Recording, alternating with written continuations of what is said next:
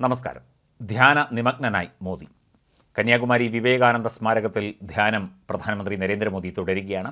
45 മണിക്കൂർ ധ്യാനവുമായി ബന്ധപ്പെട്ട ആദ്യ റിപ്പോർട്ടുകളാണ് പുറത്തുവന്നത്. ഇന്നലെ വൈകിട്ടോടെയാണ് ധ്യാനം തുടങ്ങിയത്. കാവി വസ്ത്രം ധരിച്ചാണ് മോദി ധ്യാനത്തിൽ ഇരിക്കുന്നത്. രാത്രി ചൂടുവെള്ളം മാത്രമാണ് പ്രധാനമന്ത്രി കഴിച്ചത്. പ്രത്യേക മുറി അദ്ദേഹത്തിനായി ഒരുക്കിയിരുന്നെങ്കിലും ഉപയോഗിച്ചില്ല. ധ്യാനമണ്ഡപത്തിൽ നിലത്താണ് പ്രധാനമന്ത്രി രാത്രി കിടന്നുറങ്ങിയത്. വിവേകാനന്ദ സ്മാരകത്തിലേക്ക് സന്ദർശകർക്ക് വിലക്കുണ്ട്. പുലർച്ചെ സൂര്യോദയം കണ്ട ശേഷം പ്രാർത്ഥനയിലേക്ക് കടന്നു. നാളെ ഉച്ചയ്ക്ക് ശേഷം ധ്യാനം അവസാനിപ്പിച്ച് തിരുവനന്തപുരം വഴി പ്രധാനമന്ത്രി ഡൽഹിക്ക് മടങ്ങും. കന്യാകുമാരിയിലെ ഭഗവതി അമ്മൻ ക്ഷേത്ര ദർശനത്തിന് ശേഷമാണ് ഇന്നലെ 7 മണിക്ക് വിവേകാനന്ദ എന്ന ബോട്ടിൽ പ്രധാനമന്ത്രി വിവേകാനന്ദ സ്മാരകത്തിലേക്ക് തിരിച്ചത്.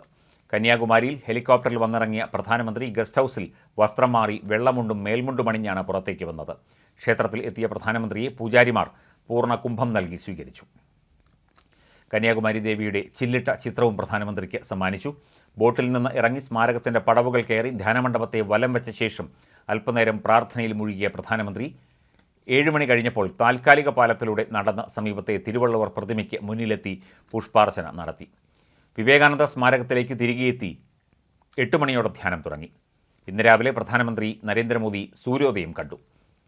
സൂര്യ നമസ്കാരം നടത്തി. വിവേകാനന്ദ പാറയിൽ ധ്യാനകേന്ദ്രത്തിന് പുറത്തിറങ്ങിയാണ് മോദി സൂര്യോദയം കണ്ടത്.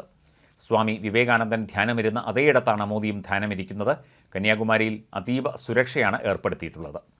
കടലിലും കരയിലും SPGയുടെ പ്രത്യേക നിരീക്ഷണമുണ്ട്.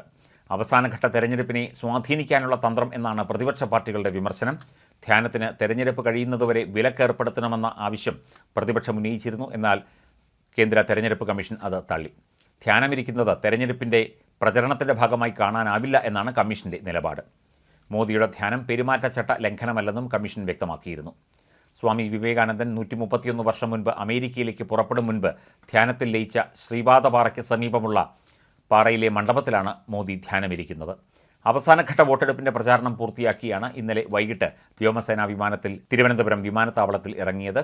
അതിനുശേഷം ഹെലികോപ്റ്ററിൽ കന്യാകുമാരിയിലേക്ക് പോയി. കന്യാകുമാരി സർക്കാർ ഗസ്റ്റ് ഹൗസിന് സമീപത്തെ ഹെലിപാഡിൽ ഇറങ്ങി.